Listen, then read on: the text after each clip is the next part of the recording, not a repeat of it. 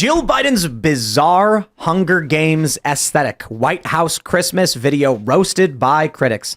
The first thing I said earlier today was like, I don't care if they want to do some cringe tap dancing thing.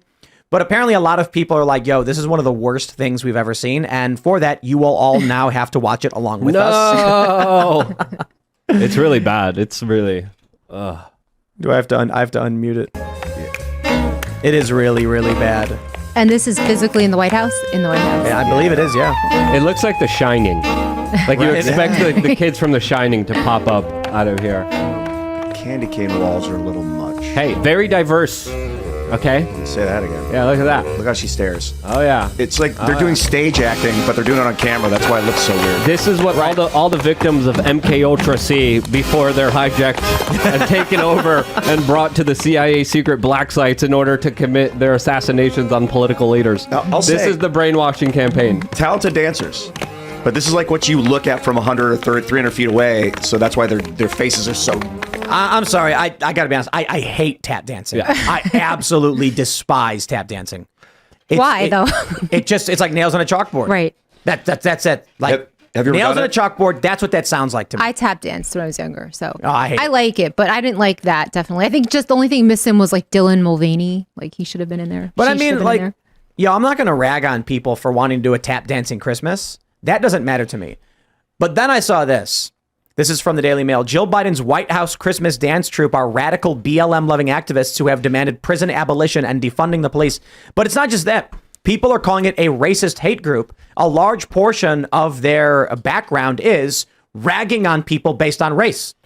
And so the White House decided to bring in a group to dance around smiling when they're like explicitly saying on their website, they hate you based on your race. I'm like, that was kind of wild to me. And that, I think, is worthy of more criticism. Now, you add these two things together and you get a trashy performance I don't care for, but you're allowed to like it. I don't, if people on the left want to like it, it's fine, Right. whatever. But they're just a bunch of racists. I don't like racists. Hunter Biden liked it after smoking some rock-like substances, but that guy likes a lot of different weird stuff. So definitely a lot of things reminiscing of Hunger Games here that a lot of people are making a lot of comparisons to. Absolutely. But the organization does a lot of weird stuff. I think they're more of an activist organization than a dance organization. They're kind of a collective organization of radical feminists of color. They call for prison abolition. They call for defunding the police. They tell people to join their local Black Lives Matter chapter. And more importantly, they say, hey, if you're white, you got to check your privilege and you got to learn how to be mindful and financially support other people because you were born the wrong skin color and therefore you are a bad person.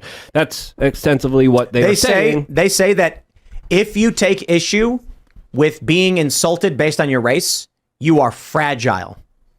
And so I see things like that and I'm just like, dude, there was that little kid who was wearing the face paint for the Chiefs game, and he had black on one side and red on the other. And it was a black reporter who complained about blackface, and I said, that's black fragility.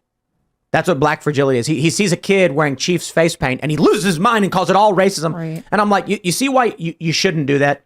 I'm not going to go and blame all black people because one moron yelled at a kid. But that's what people like this do. They say that if you're a white person who doesn't like being insulted based on the color of your skin, you have white fragility. And I'm like, well, like one white person was upset about it. I don't know that every single white person gets mad when you criticize a white person.